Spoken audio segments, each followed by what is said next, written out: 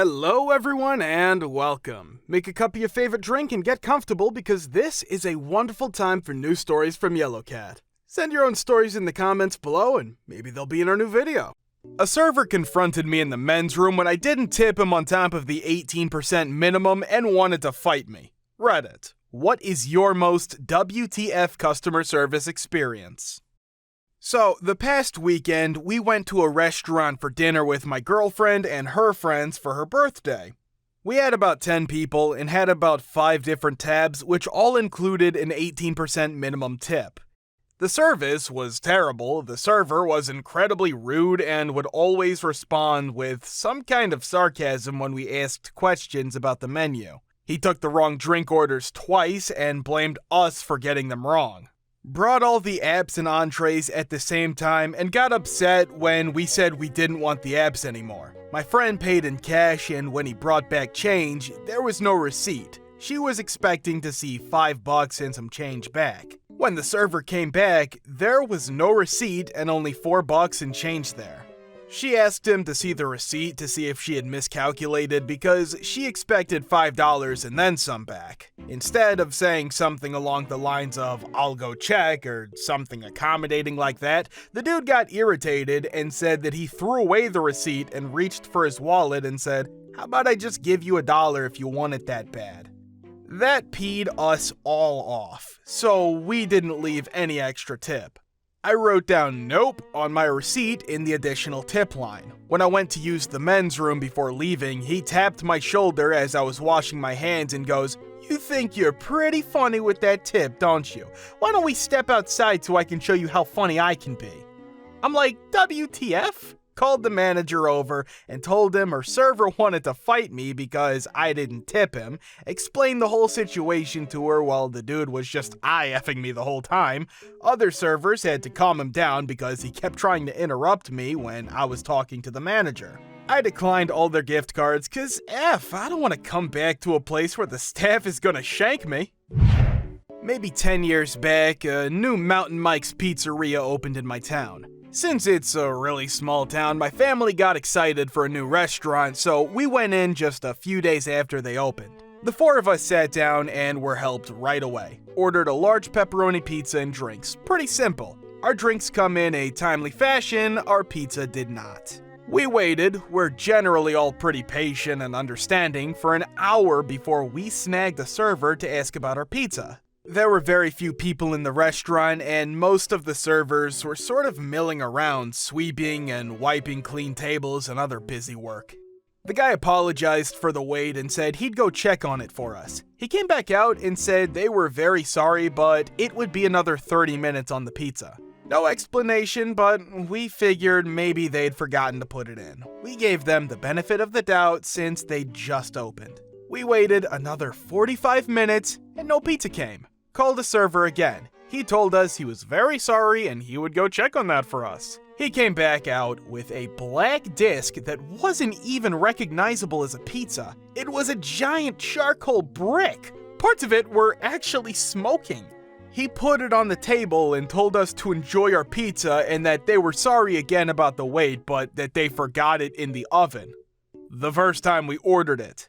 So my dad finally had enough and very politely told the guy, "Thanks, but no thanks. We wouldn't be eating this pizza and we would probably not be returning unless we heard that their service had improved." We stood up to leave and the guy bolted for the back room. Out came the manager. He asked us what the problem was. My dad told him that we waited nearly 2 hours to be served a pizza that had been in the oven for just as long. He showed it to the manager. It was literally inedible. The manager shrugged and said, "I don't see anything wrong here, sir, except that you're trying to leave without paying for your meal." The manager ordered employees to stand at every exit to ensure that we couldn't leave. My dad still refused to pay and suggested that the manager let us leave or he would call the police. So the manager called the cops saying there was an indignant customer in the restaurant. The cop showed up and asked what the problem is. Manager said we won't pay for our pizza. My dad said the manager wouldn't let us leave, but the guy denied it. Cop scoffed at the manager, walked us out of the restaurant, and we've never eaten there since. Well, I have one from the opposite side. I used to work at the Cancellation Depot of a major ISP who shall remain nameless. Our shtick was basically they call, try to cancel, we either talk them out of it or bribe them out of it with free time or refunds or whatever it takes. Now, it was a stressful job because this ISP sucked and because it was lower end and the customers tended to not be on the more technical side of things.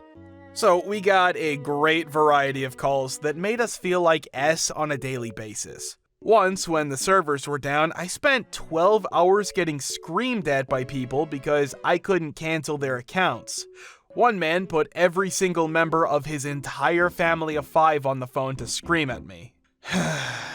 Anyway, this one time, I get a woman. She sounds young and she has a cutesy email address.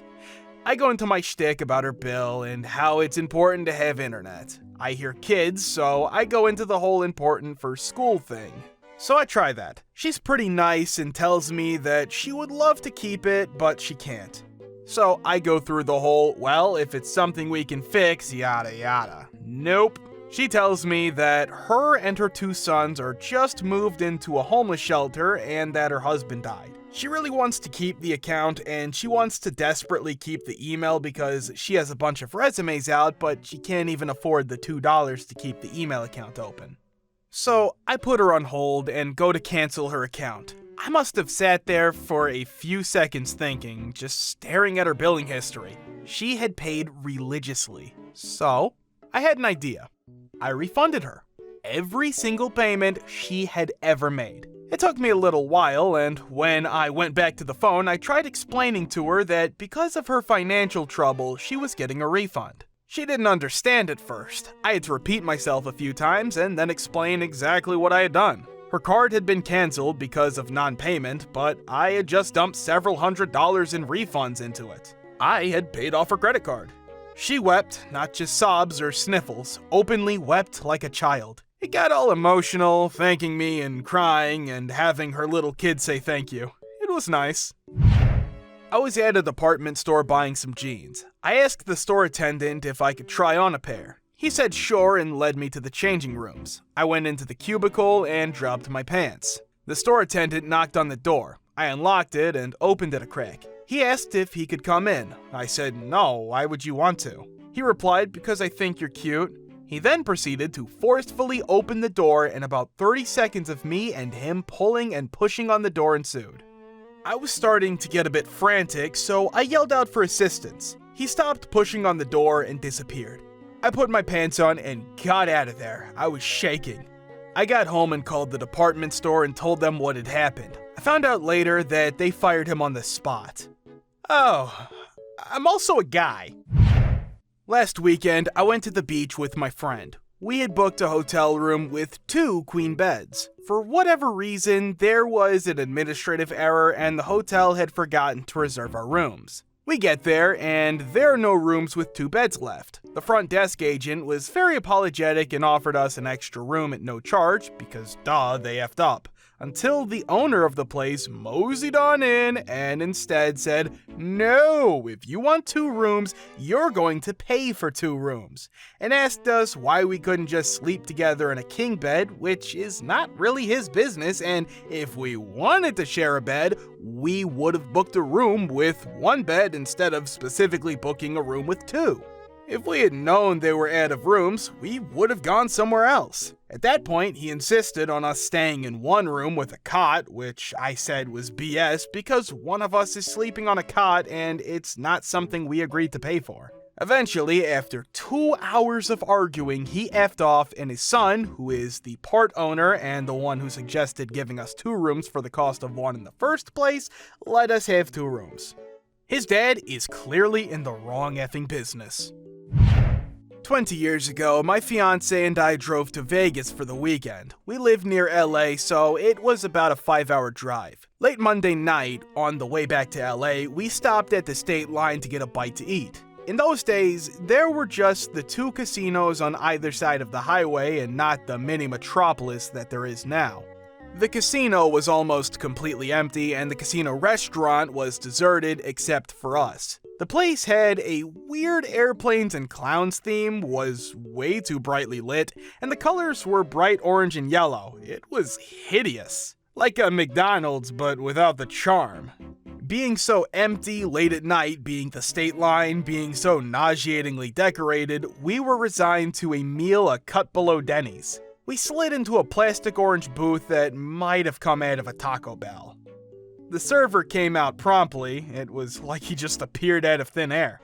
He handed us the menu, but announced that they had a special, seafood, steak, whatever, I forget. But it sounded good, and it was half the cost of the highest priced item on the menu, so we went with it. The first thing to arrive was the Caesar salad, only instead of bringing out salads on plates, the waiter brought out a cart and parked it at our table.